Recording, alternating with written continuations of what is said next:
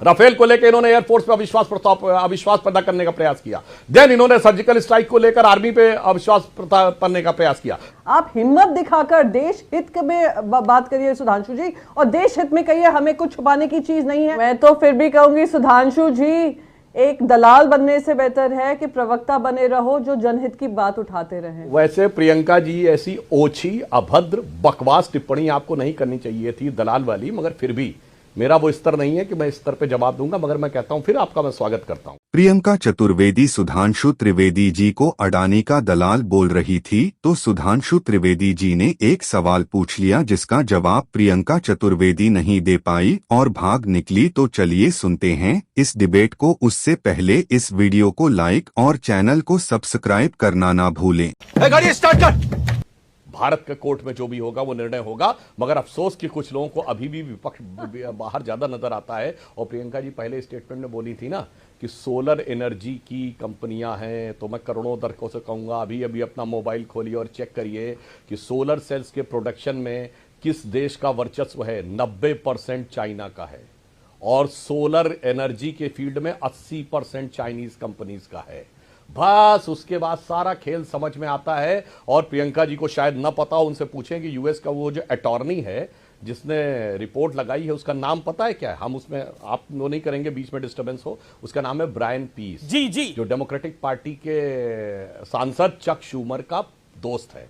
और Chuck Schumer George source के बेटे के दोस्त हैं, ये जग जाहिर है, तो पूरी बात पता है। अब मैं आता हूं अविश्वास प्रस्ताव के ऊपर। नहीं, पर ये रिजिजू जी क्यों कह रहे हैं कि सदन की गरिमा गिराई है? अरे भैया पूरी बात हो जाए आपको समझ में आ जाएगा। मीसी मैं बता तो रहा हूं, अभी देखिए पूरा विस्तार से समझ में आएगा। 20 सेकंड। ये जो राष्ट्रपति उपराष्ट्रपति के विरुद्ध अविश्वास प्रस्ताव लाए हैं, 30 सेकंड में बता देता हूं। ये केवल एक सिंगल थोड़ी, ये तो 7-8 साल से भारत की हर व्यवस्था पर अविश्वास पैदा करने का प्रयास है। नंबर 1, राफेल को लेकर इन्होंने एयरफोर्स पे अविश्वास पैदा करने का प्रयास किया। देन इन्होंने सर्जिकल स्ट्राइक को लेकर आर्मी पे अविश्वास करने का प्रयास किया। फिर इन्होंने एचएएल के विरुद्ध अविश्वास किया कि एचएएल बर्बाद हो गया। 29,000 करोड़ का उसका प्रॉफिट है, रेवेन्यू है पिछले साल। फिर इन्होंने कहा एलआईसी बर्बाद हो गया, एलआईसी का ऑल टाइम हाई प्रॉफिट है। फिर इन्होंने कहा एसबीआई बर्बाद हो गया, एसबीआई का ऑल टाइम हाई प्रॉफिट है। फिर इन्होंने कहा सेबी खराब हो गया, सुप्रीम कोर्ट ने क्लियर कट क्लीन चिट दी। फिर इन्होंने कहा कि इंटेलिजेंस में पेगासस की घुसपैठ हो गई, सुप्रीम कोर्ट ने पूरी क्लीन चिट दी। फिर इन्होंने कहा इलेक्शन कमीशन गड़बड़ हो गया है। फिर इन्होंने कहा ईवीएम गड़बड़ हो गया है। अब ये जो सोरोस की सबमरीन है उसका मिसाइल अब सरफेस पे आ गया है। अब भारत के कॉन्स्टिट्यूशनल ऑफिसेस पर अटैक होने जा रहा है। तो कांग्रेस सोरोस का जो रिश्ता है मुझे समझ में नहीं आता। बार बार ये अविश्वास प्रस्ताव और सोरोस को बीजेपी लिंक कर रही है। केंद्रीय मंत्री हैं, संसदीय कार्य मंत्री किरण रिजिजू, उन्होंने बोला है देश विरोधी ताकतों के साथ क्या रिश्ता है कांग्रेस पार्टी का। खासतौर पर यह पूछा है प्रियंका चतुर्वेदी, क्या आपको लगता है ये अविश्वास प्रस्ताव जो है वो ध्यान भटकाने की कोशिश है, जैसा केंद्रीय मंत्री रिजिजू कह रहे हैं? सबसे पहले तो किरण रिजिजू जी जो हैं वो देश के इतिहास में one of the worst parliamentary affairs minister माने जाएंगे, क्योंकि उन्होंने पार्लियामेंट्री गरिमा को, पार्लियामेंट्री प्रथा को उन्होंने ख़त्म ध्वस्त करने का काम किया है। और मैं बताती हूँ क्योंकि फिर से सुधांशु जी अडानी के प्रवक्ता होकर ज़्यादा बोल रहे थे, ना कि भारतीय जनता पार्टी या देश हित के प्रवक्ता होने के नाते।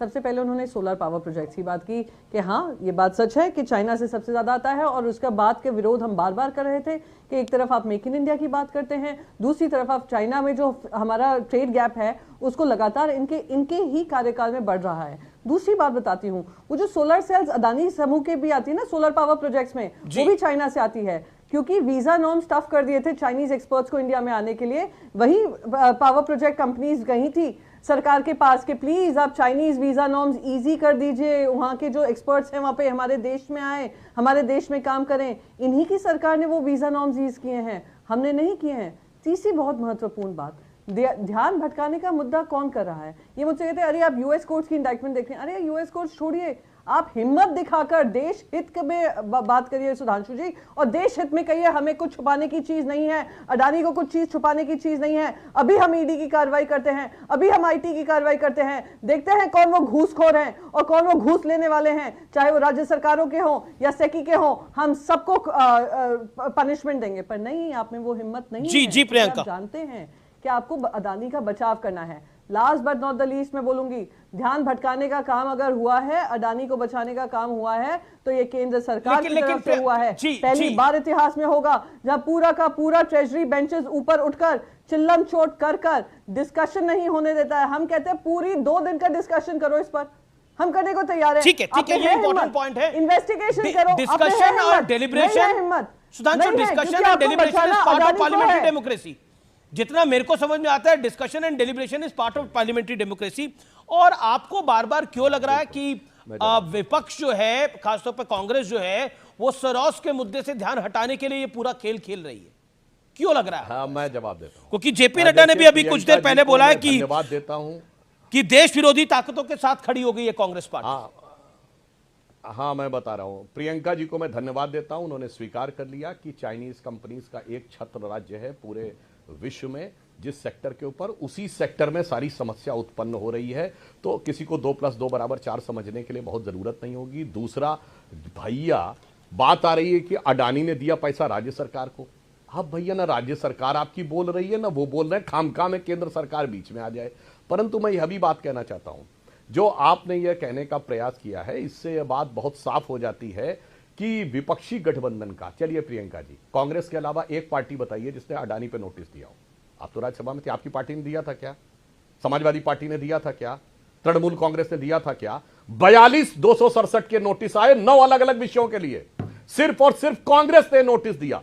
किसी ने संभल का मुद्दे पे दिया, तो किसी ने दरगाह शरीफ के मुद्दे पे दिया, तो किसी ने कहा कि दिल्ली में लॉ एंड ऑर्डर के ऊपर बात करनी है, किसी ने कहा वायनाड पे बात करनी है। अरे प्रियंका जी, इंडी गठबंधन के किसी दल ने दिया नहीं, आप खामखा में आके प्रवक्ता बन गई कांग्रेस की। हाँ, जवाब दीजिए ना, एक दल का नाम बताइए जिसने कांग्रेस का नाम दिया। लेकिन आपने, सुधांशु, मेरे प्रश्न का जवाब नहीं दिया। ये जॉर्ज सोरोस का मुद्दा कैसे कनेक्ट होता है? लेकिन Priyanka Chaturvedi, 30 seconds, quick reply. मैं तो फिर भी कहूंगी सुधांशु जी, एक दलाल बनने से बेहतर है कि प्रवक्ता बने रहो जो जनहित की बात उठाते रहें। मैं ये अभी भी दोहराऊंगी, अदानी के प्रवक्ता से बेहतर होगा कि देश के प्रवक्ता बनो। मैं देश की प्रवक्ता बनकर आई हूँ, मैं उस रूप में आई हूँ। रही बात, आपने मुझसे कहा कि इंडी गठबंधन एकजुट होकर अडानी पे नहीं बात कर रहा है। आप मुझे बताइए, जब ये 267 का नोटिस दिया था, क्या चंद्रबाबू नायडू जी ने दिया ये नोटिस साथ में आपके? क्या आज नीतीश कुमार जी ने दिया नोटिस या आपके साथ में? आपके जो छोटे मोटे जो आपके सारे अलायंस के दल हैं, 32 अलायंसेस हैं आपके, अपना दल ने दिया है? क्या चिराग पासवान जी की पार्टी ने दिया है? क्या आपके नॉर्थ ईस्टर्न पार्टनर्स ने दिया है? क्या बात करें? क्या यानी इसका मतलब क्या हो गया कि 267 की आड़ में आपको पूरा जो सरकारी काम काज है वो ठप करना है, क्योंकि सरकार के पास इसका जवाब नहीं है। और मैं फिर से दोहराऊंगी सुधांशु जी, मैं आपको खुली चैलेंज दे रही हूँ, देश की प्रवक्ता होने के नाते रिक्वेस्ट कर रही हूँ, पार्लियामेंट को आप चलने दीजिए, हर चर्चा हो, जॉर्ज सोरोस से लेकर जो आप आरोप लगा रहे हैं उस पर चर्चा हो, पर चर्चा तो करिए, भाग क्यों रहे हैं? जवाब विनम्रता से सुधांशु त्रिवेदी जवाब। वैसे प्रियंका जी, ऐसी ओछी अभद्र बकवास टिप्पणी आपको नहीं करनी चाहिए थी, दलाल वाली, मगर फिर भी मेरा वो स्तर नहीं है कि मैं इस स्तर पे जवाब दूंगा। मगर मैं कहता हूं, फिर आपका मैं स्वागत करता हूं। आपने कहा सोरोस पे चर्चा होनी चाहिए, मैंने सीधा सवाल पूछा था, एक दल का नाम तो बताइए जिसने नोटिस दिया। आप नहीं बता पाए। हमने कहा राज्य सरकार जिनके ऊपर आरोप लगा उनका नाम तो बताइए। चलिए, आपने कहा अपना दल के एक राज्यसभा सांसद का नाम बताइए, आप राज्यसभा में बताइए। कुछ नहीं पता, हवा में आके लठ बांधने लगना, उसके बाद व्यक्तिगत ओछी बयान देने लगना। मेरे विचार से इससे बचिए और परिपक्वता से विषय को रखने का प्रयास करिए। जो तथ्य है, तथ्यों पे जवाब दीजिए। लाखों करोड़ों दर्शक जो देख रहे होते हैं वो अपने आप इस बात को जज कर लेते हैं कि कौन व्यक्ति तथ्यों पे बोल रहा है और कौन अनर्गल अभद्र भाषा का प्रयोग कर रहा है।